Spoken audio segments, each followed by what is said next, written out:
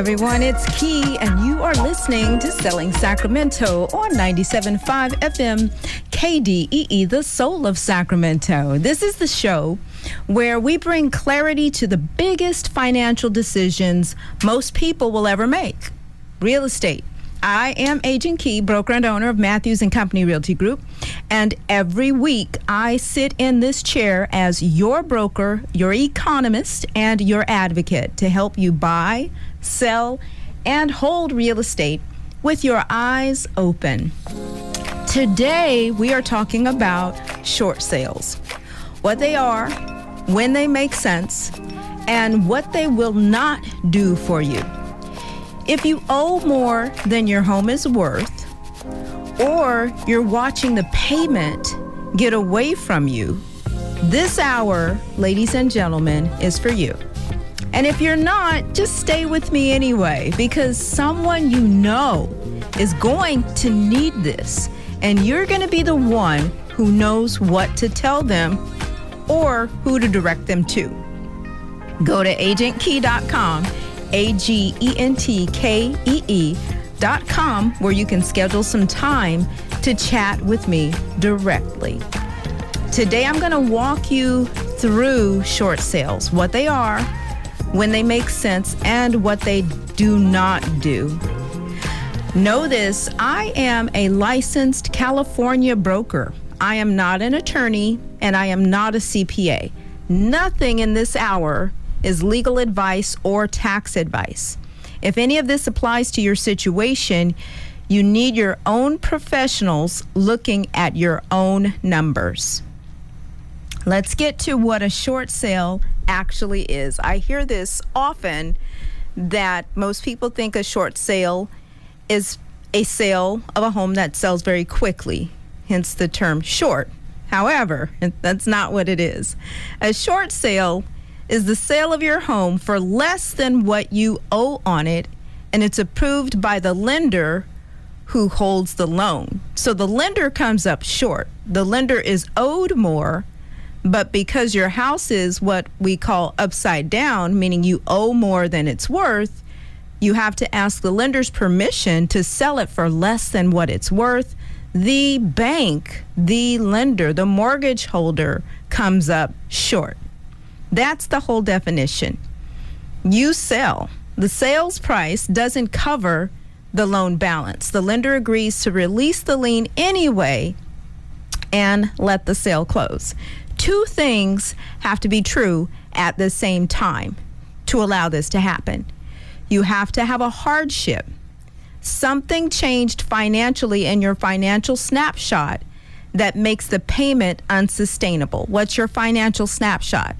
When you first applied for the loan and they approved you, your financial picture, the income you had coming in, your monthly expenses, the amounts that you were spending on taxes or your tax payments, all of those things, your financial snapshot changed, and it made your financials unsustainable. That's number one. Number two, you don't have enough equity to sell the normal way and walk away clean. You don't have enough equity in the house to pay for the expenses to sell, the commissions, the fees, or to walk away with anything on top of what you already owe. One without the other is not a short sale. If you have equity and no hardship, you have a regular sale with a smaller paycheck. If you have a hardship, but the payment is comfortable and you're staying, you don't need to do anything today. Some people are underwater, but the payment, they're good with the payment, and they don't need to sell. They don't need to do anything at all. So here is what a short sale is not. A short sale is not the same as a foreclosure. A foreclosure is when the lender takes your property. A short sale is you selling it on your terms with the lender signing off. A foreclosure means that the lender has gone through the process of giving you time to catch up on your payments. They've reached out to you several times. They've offered you different types of mitigation options, and you either tried, fell through, didn't work out, gave up, walked away, and then the lender is, by law, the state of California, able to then execute on the steps to pursue a foreclosure. A pre-foreclosure is when a person is in default. You've missed more than 3 payments. The lender can then pull the trigger on moving forward with the steps towards foreclosing on the property. A short sale is not a foreclosure. In a foreclosure, the lender will send you formal documentation all the way up to putting a notice to sale on the property when the property will be sold at auction or auctioned off. The short sale is not a foreclosure. The short sale is not a loan modification. A modification will keep you in your home with the terms of your loan changed. The lender, if you've missed a payment or if you're having financial difficulty, the lender may reach out to you if you've missed a payment. If you think you're going to miss a payment, reach out to the lender first. If you have missed a payment, reach out to your lender first. Most lenders, as a result of what happened back in 2008, the whole falling of the real estate market, most lenders have something in place to assist you. They don't want to go through the process of a foreclosure because it costs them money. They have to employ the efforts of an attorney to help them through this process. They have to then acquire the property back to sell it again.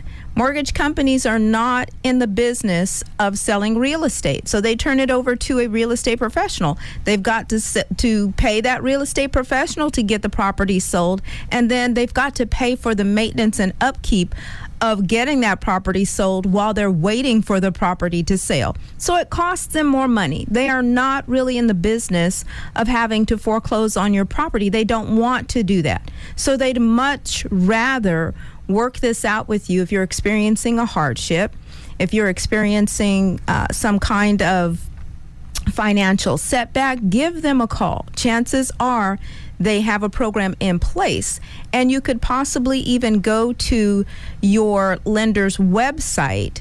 The mortgage holder may have options right there on the website under some type of a loan modification tab or something that says having trouble making your payments. Look for phrases like that. Click on that, and more than likely you will see a list of options to help keep you in the home. A short sale is not a loan modification. A short sale is an exit. A short sale is not a deed in lieu of. If you've heard the term a deed in lieu hands the property back over to the lender. A short sale puts it on the open market at a real price. It's not the same as selling at a loss. Plenty of people sell for less than they paid and still pay off the loan. A short sale means the loan does not get paid off in full. And then the short sale is not automatic. The lender has to approve it. That's the part that most people don't understand going in. There's a process, and the lender is a part of that, and the lender gets to approve it. So, why am I talking about short sales in 2026? We were dealing with short sales in 2008, 9, 10, and 11. And here we are over 20 years later dealing with them once again. Let me tell you why I'm spending an hour on this today in 2026, because here's the number that nobody is quoting, and it's the one that matters. Nationally, right now, about 2% of homes with a mortgage are underwater. 2%. A year ago, that number was closer to 1.3. So it's moving. And it's moving in the wrong direction. But let me put 2% in perspective for you. In 2009, that number was above 20%. 1 in 5 homes with a mortgage in the country It was worth less than the loan that was on it. That's not where we are. So I want to make sure that I paint that very clear picture. I'm not here to scare you. That's not where we are.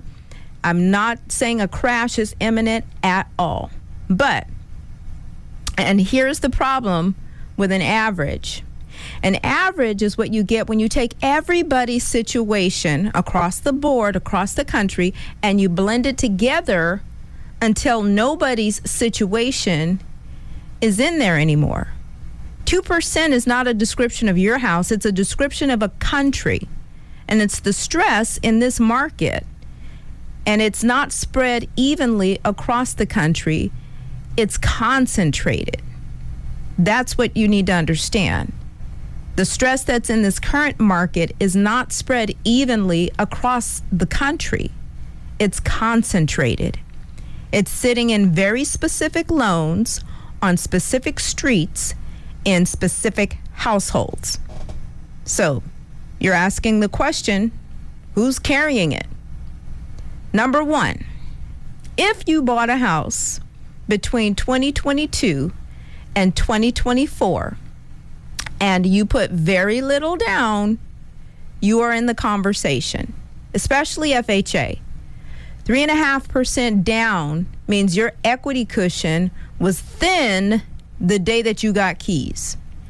Add closing costs and the cost of sale on top of that, and it does not take a crash to put you underwater. All it takes is a flat market and a commission. The second person who's carrying this, if you have an adjustable rate loan that was written at a low teaser rate, and that rate has already reset, you already know exactly what I'm talking about. The house didn't change, the payment changed. And then the third person who this is impacting, your loan payment might not have moved at all, but your insurance premium moved. Ouch. Yep. Mine moved. I had to go shopping real quick. I didn't want to take the default payment that was being offered to me. Thank goodness that I went shopping for my own new insurance, homeowner's insurance. Your property taxes moved. If you're in an HOA, your HOA dues moved. And if that association took a special assessment, that moved too. You're sitting there wondering why a payment that you could afford 3 years ago is now squeezing you. And the answer is that the mortgage was never the whole payment. Number 4, anyone whose income dropped after they bought as a result of lifing, a layoff, reduced hours, a business that slowed, a divorce, illness, one income leaving a 2-income household. The loan was underwritten on a version of your life that no longer exists. Now, let me bring that home. In Adam's June report for this year, 1 out of every 3,205 housing units in California received a foreclosure filing in a single month. That put California 9th in the country. Filings actually eased slightly from May. That's a good thing. So I'm not going to tell you that it's accelerating, but they are meaningfully above where they were a year ago. That direction we need to make sure we pay attention to. So here's what you need to take out of this segment today. First of all, this is not a wave. I'm not on the microphone telling you 2008 is coming back. The data does not support that, and you deserve better than that. This is pockets. If you're standing in one of those pockets, the national average is not going to help you. 2% is a comfortable number to read it in a headline, but it's a very uncomfortable number to actually be. Nobody is 2% underwater. You are either fine or you are the one that I'm referring to over these next 45 minutes. Over these next 45 minutes, I'm going to be talking to the one. So, coming up, we're going to take a break, and when we come back, we're going to talk about what the process actually looks like, how long it takes in California, and the 5 things that people believe about short sales that are actually wrong. But I'm going to set you straight. You're listening to Selling Sacramento on 97.5 FM KDEE. I am Agent Kee, and we'll be right back. Agent Kee, is Selling Sacramento. She's Selling Sacramento. Agent Kee, she's Selling Sacramento. Oh, yeah. Oh, yeah. Welcome back. You're listening to Selling Sacramento on 97.5 FM KDEE, the soul of Sacramento. Before the break, I told you who's carrying the stress in this market. Now, I want to show you the clock, because everything I'm going to tell you in the next half hour or a little bit more depends on where you are standing on this clock. Know this, that California is what is called a non-judicial foreclosure state. So I'm going to translate that. In some states, a lender who wants to take your house has to go to court, file a lawsuit, and get a judge to sign off. That takes time, and that creates delay, and it gives you leverage. California is not one of those states. The lender here doesn't need a courtroom. They don't need a judge. The authority is already written into the deed of trust that you signed at closing. So all the lender has to do instead is follow that schedule. And where does that schedule start? With you missing at least 3 payments. Follow that schedule. Record a certain document in a certain order within a certain amount of time between them, and the process gets started. I want you to hear something in that, because there is a schedule, it does cut both ways. Yes, it means nobody is going to slow this down for you, but it also means this thing is predictable. You can see it coming. You can count the days. And if you start early, that schedule is the most useful tool that you have. So let me walk you through it. Stage 1, you miss payments. Your first missed payment, nothing gets recorded, nothing becomes public. What happens is the phone starts ringing, and then the letters start coming.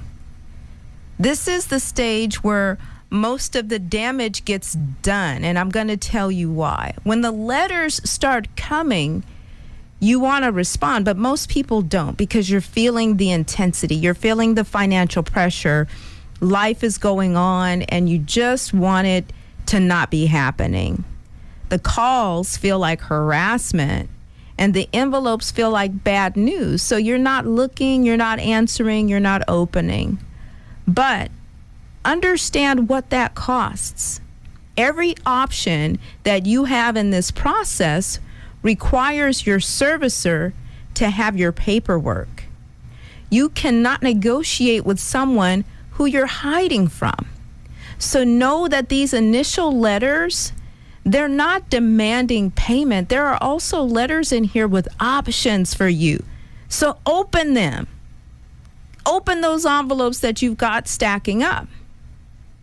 Now, here's stage 2, the notice of default stage, because it's not just one missed payment.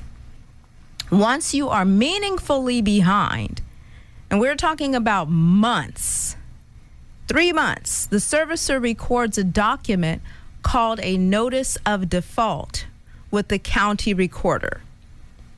Sacramento County, Placer County, El Dorado County, wherever your property sits. So here's a couple of things that you need to know about that document. First, under California's Homeowner Bill of Rights, the servicer generally has to try to reach you before it records. There's a contact requirement. So they're supposed to attempt to talk with you about your options. Remember, I said that, and give you an opportunity to discuss them. If you didn't know that, you know that now. Open those envelopes. Answer the phone calls. Call them up. Look on the website. Be a sleuth about it. If you don't want to talk to someone directly, go to their website. If you're behind right now, this is a question worth asking your servicer directly. What are your options? By law, they're required to give them to you. By the fact that we've already been through this as a country before, there is a 99.9% chance that they've got a list of options ready to go. Second, and this one kind of catches people by surprise, and I'm going to tell you another little slick business trick with this second thing as well. The notice of default, once it's filed, it's public. It gets recorded, which means the moment that it hits, your phone number and your mailing address go into a data feed that gets sold to other businesses like Foreclosure.com. Ever heard of that website? So if you record a notice of default and suddenly you're getting postcards and cold calls from people offering to buy your house today, it's not a coincidence and it's not luck. It's your public record. And I said, if you record a notice of default, you don't even have to record it. It will get recorded from who? The mortgage holder. Now, again, I said Foreclosure.com. Remember that company? They're literally a company that's in the business of advertising, hold on to your seat, pre-foreclosed properties. Your home, if there's a notice of default filed, is considered a pre-foreclosed property. Now, if you're listening to me, you're probably thinking, but just because a notice of default gets filed doesn't mean I'm trying to lose my home. You're exactly right. But this company is banking on you not contacting the bank, walking away from your house, not doing a short sale. And so they are advertising your house as if it's already almost foreclosed on. Now, I'm going to come back to that in the last segment, so hold that. Stage 1 was missed payments. Stage 2, the notice of default. Stage 3 is the reinstatement window. The notice of default opens a window, roughly 3 months, that you can cure. Cure it means bring the loan current. Pay the missed payments plus the fees and the costs that have accrued. This is your widest window. This is where you have the most room to work. And this is exactly where I want you either calling me, another short sale real estate professional or distressed property professional, a housing counselor, or anybody who knows this process who is a professional. Not because a short sale is the answer. It might not be, but there may be other options to actually allow you keep your home. But this is where you find out what the answer is. After the reinstatement window comes stage 4, the notice of trustee sale. If the default is not cured, the lender records a notice of trustee sale. That document sets the date, the time, and the place of the auction. And that date is typically about 3 weeks out. When a notice of trustee sale gets filed, that means the attorney is involved, money has been spent, and it is more difficult to get it stopped or postponed. 3 weeks out.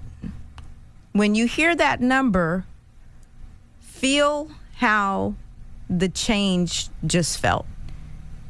Because stage 5 is then the auction. The property sells on the courthouse steps or it goes back to the lender. And then it's done. If you are in the home at the time that the home sells, Eventually, someone will come and knock on the door, and it's not a guarantee that they will give you cash for keys. They can go through a process where the knock on the door might be the sheriff telling you you have a couple of hours to gather your things and get out of the house. So it's not always a guarantee what will happen once the house goes to auction. It's very important to keep in touch with the lender. Now, add all of that up. Missed payments through auction can commonly run anywhere from 7 months or longer, but around 7 months from the first month's missed payment to auction. And it sounds like plenty of runway, but let me tell you why it's not. Let's say you decide to do a short sale. The short sale requires the lender's approval. The lender has to have time to review your hardship. It has to order its own valuation or appraisal, and it has to run the file through loss mitigation and whatever their process is. If there's a second loan, which in a lot of cases for many properties there's a whole separate lender who also has to consent. So from accepted offer to approval letter of the short sale, that could be anywhere from 45 to 90 days, and sometimes longer. There's no guarantee. There are some lenders who are doing it faster. I've done a couple of short sales where we've received the short sale pre-approval letter within a matter of days. But then I've also had short sales in the past where it took us more than 30 days. So do the math with me. If you call me the week the trustee sale gets posted, first of all, I'm going to be looking at the phone like, oh my God. I have 3 weeks to run a process that needs 60 days at least. I can try. I have gotten sales postponed before, but those are Hail Marys, and we don't want to operate like that, because I'm going to be asking a system to move at a speed that it was never built to move at. And I'm going to be asking a lender to do me a favor with your house on the line. That's pressure. If you call me during that reinstatement window, I have 3 months of runway and a real conversation that we can have. Same house, same loan, same hardship, completely different outcome. The only variable is when you pick up the phone. So here's the sentence that I want you to keep in mind. The earlier you call, the more options you have. Say it with me. The earlier I call, the more options I have. Every stage you pass removes one. Missed payments, you still have everything on the table. That stage. Notice of default stage, you lose a whole set of time. Trustee sale posts, if the trustee sale posts, you're down to one stage, and it's not the stage that you want. It's the full-on pressure stage. Nobody's coming to give you your options back. You have to get them while they're still there. So what does the process what does it look like from your side? You and your broker establish what the home is actually worth. That's the conversation that you have once you talk about what your financial situation is, your hardship. Not what you owe, not what you hope for. What does the market say your home is worth? We'll then request a payoff figure from escrow, who will go and find all the liens, all the loans, everything that might have a bill against it that's been filed. Escrow will pull those numbers up. We'll get a reinstatement figure from the servicer, and those are going to be 2 different numbers.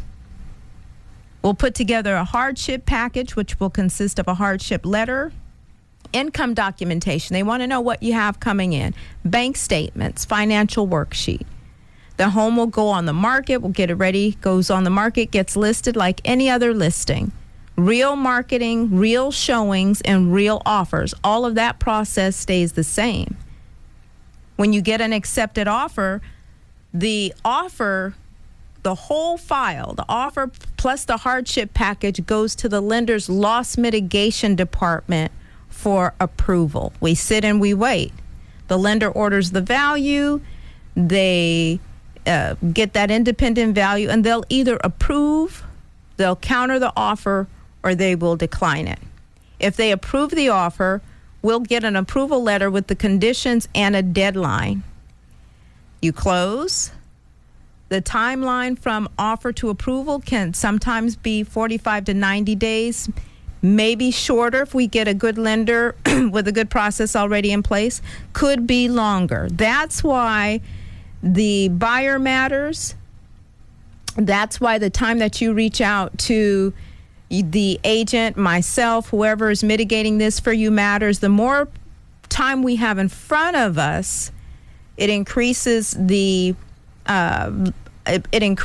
possibility that things will be successful. You don't want to get or accept an offer from a buyer who cannot wait the timeline. When I list a property for sale as a short sale, I put all of the terms in the confidential agent remarks for the buyer's agent to share with the potential buyer. Here's what's going on. You have to sign, the buyer would have to sign a short sale buyer addendum so that they understand that this is going to take time and what they're signing up for. They're signing up to wait. So, 5 things that people get wrong about a short sale. I have to be behind on payments to qualify. And I'll say this, not necessarily. Servicers can consider what's called imminent default, meaning the hardship has happened and the payment is about to become unsustainable. But waiting until you are 3 payments down doesn't strengthen your case. It shortens your clock. So don't think that. Don't get 3 payments behind before you try to qualify. The second thing that people get wrong, a short sale is just as bad as a foreclosure. Not true at all. Both of them hurt your credit, but they're not identical. A short sale is a more dignified way to settle your debt obligation. It's reported literally as a settled or negotiated debt, and the recovery path back to buying is shorter than that after foreclosure. Your specific wait times will depend on your loan type and your circumstances. So if you're planning to buy again, ask a lender to run your exact scenario so that you'll know before you make the decision to do the short sale or to walk away. The number 3 comment that people say that are not necessarily true or that are not true about short sales. I cannot afford to sell. I have no money for commission or closing costs. When you're doing a short sale, in an approved short sale, the lender becomes the seller. The lender's taking those costs out of the proceeds. The lender will say what will be allowed and what won't, because it's coming out of what they already agreed to write down. So sellers commonly come to the table with nothing. But there are some lenders that may even offer relocation assistance. If you cooperate with your lender and do a short sale, and why would they want you to cooperate? Remember what I said, long term, they're not trying to spend all of this money on a foreclosure process, on the costs of holding it afterwards, the attorneys, all of those things involved mean they have to spend more money. They would rather spend $5,000, $7,000, however much the relocation assistance is. I've even seen short sale lenders offer as much as $10,000 or $15,000. Not saying that that's what they will do, but that assistance will vary by the loan type and the servicer, whether or not they offer it. And you can find out in advance.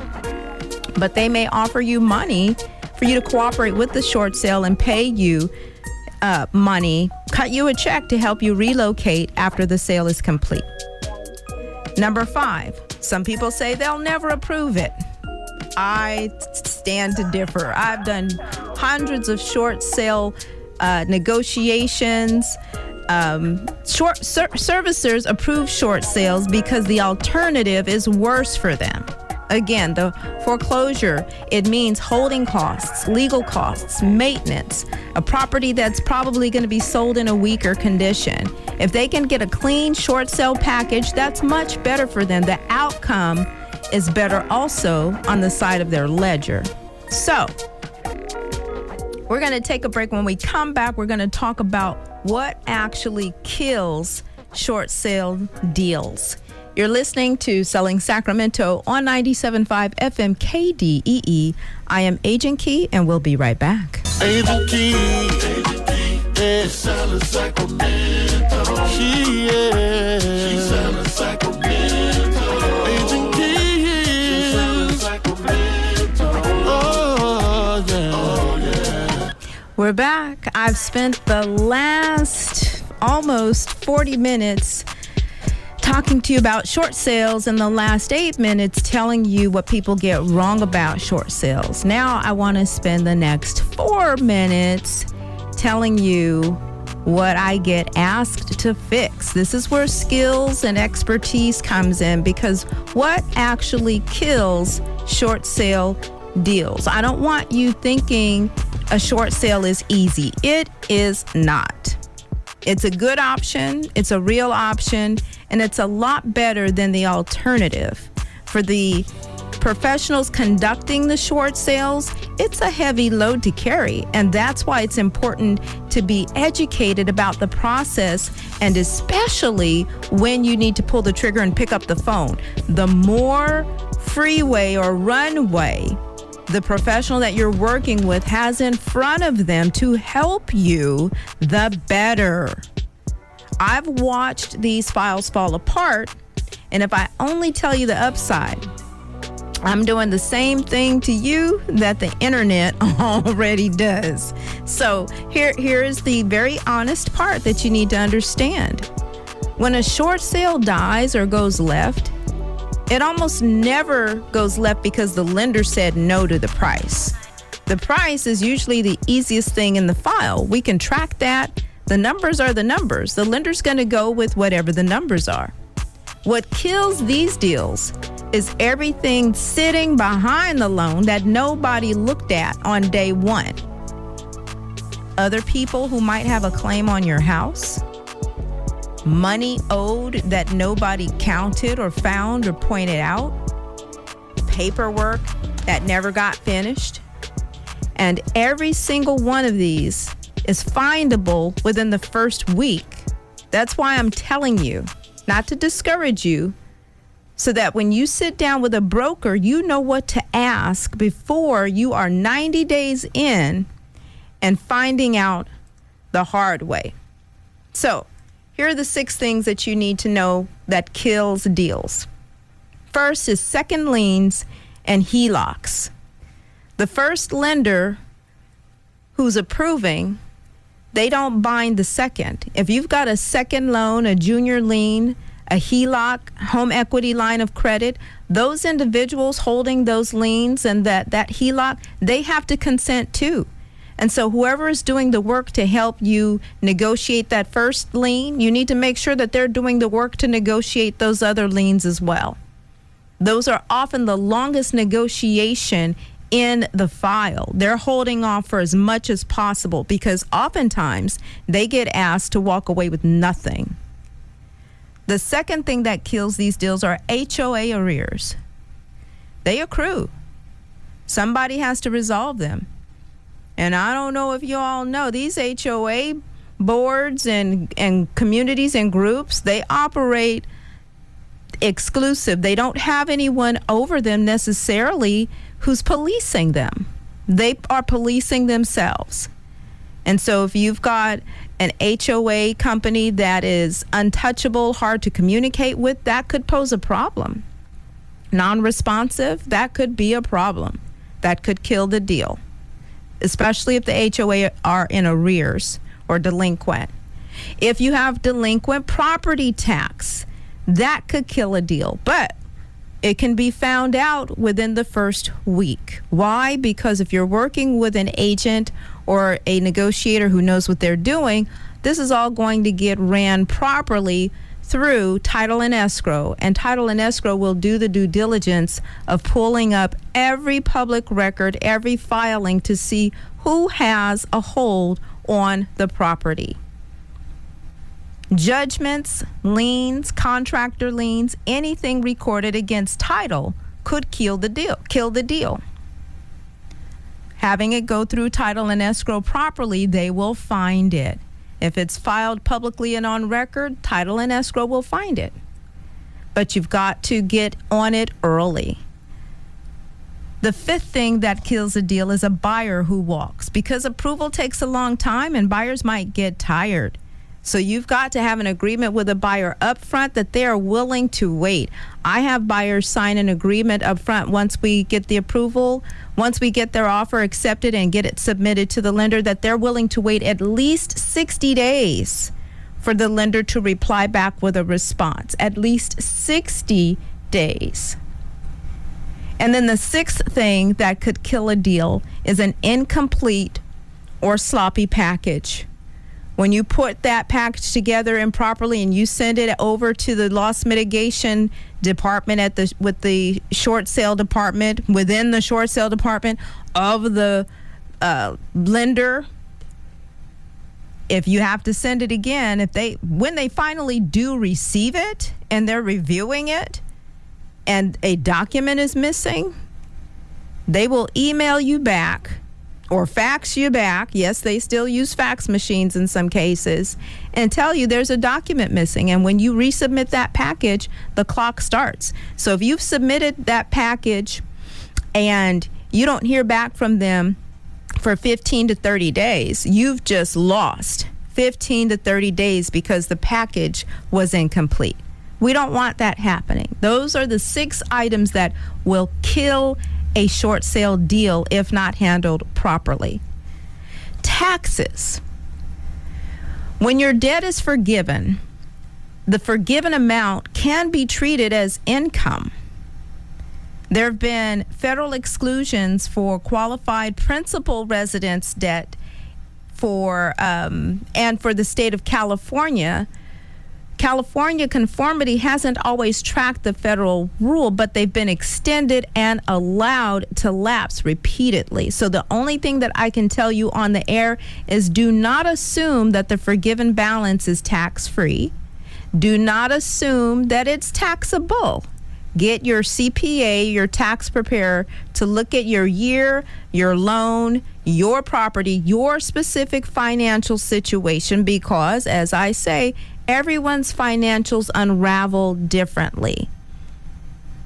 Get specific information about your specific financial information to see the tax consequences that you either may or may not incur when it comes to your short sale on the federal level and the state level.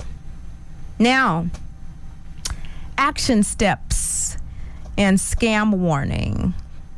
We're going to talk about action steps, and I'm going to warn you about being scammed so that you are not.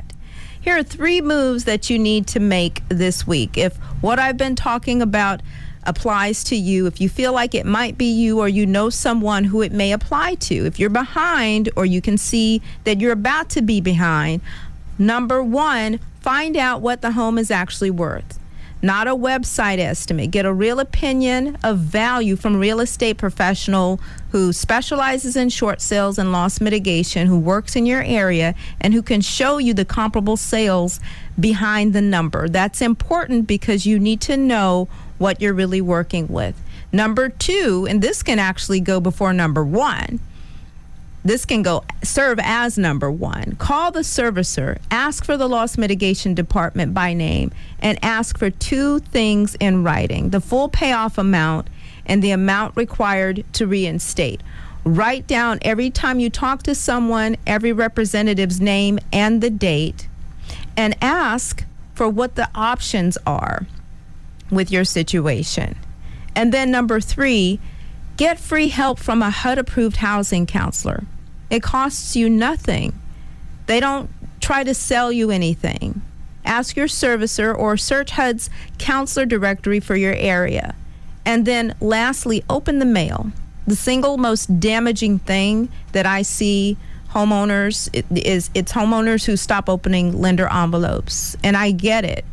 Every notice in there, though, is a deadline. And deadlines run whether you read them or not. You need to know what the deadlines are. And here's the warning. As these numbers start to increase, predators come out. Distress attracts predators. No one should charge you an upfront fee to negotiate with your lender. Know that. California law restricts advance fees. California law restricts advance fees for loan modification and foreclosure relief services. Can I say that again? The laws in the state of California do not allow for individuals to get advance fees from you for loan modification and foreclosure relief services. If someone asks for money before they perform, there's your answer. You don't want to go with them. You don't want to sign with them. Never, warning number two, never sign your deed over to somebody promising to fix your loan and rent the house back to you. This is one of the oldest schemes running, and people literally lose their homes every year as a result. Number three, be careful with anyone who tells you to stop talking to your lender. Number four, be careful with unsolicited offers that arrive right after a notice of default records. Why? Those filings are public. That's how they found you. Some of those people who are calling are legitimate, but many of them are not. And then number five, get every promise in writing. Get it in writing. A short sale does not mean you failed. A short sale is a controlled, dignified exit instead of an uncontrolled one. The difference between the homeowner who comes out of this with a plan and the one who comes out of it with nothing is almost never the size of the shortfall. It's the timing. The people who call early have choices: modification, sale, short sale, refinance, or simply a clear-eyed decision to stay. Tough it out.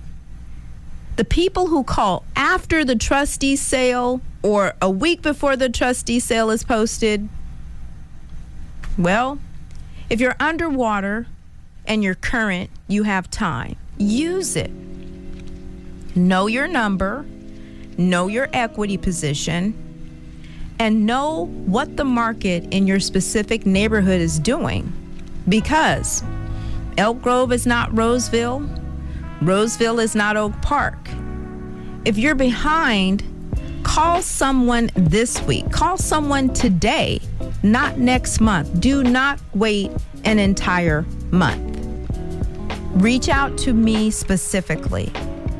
916-370-1803. 916-370-1803. My website, agentkee.com. AGENTKEE.com. Or send me an email, agentkee007@gmail.com. AGENTKEE007@gmail.com. I want to leave you with some quick terms to remember. A short sale means that you're selling for less than the loan balance with lender approval. Underwater or negative equity means that you owe more than the home is worth. The notice of default is where a notice has been recorded formally that starts foreclosure. Notice of trustee sale means that the auction date for selling your home has been set. Reinstatement means paying your arrears, what's owed, back owed, plus fees to stop the foreclosure process. And loss mitigation is the servicing department that handles alternatives to foreclosure. The deficiency is the unpaid balance left after the sale, and a junior lien holder is a second mortgage or a HELOC that also has to be approved in the event you decide to do a short sale and you have a second lien or second loan against the property. I'm hoping that information was helpful to you today. Remember, reach out to me at agentkey.com or 916-370-1803. We're in a new season. We pivot. There's a solution for everything. And remember, if you're doing what you were created to do, I will see you at the top.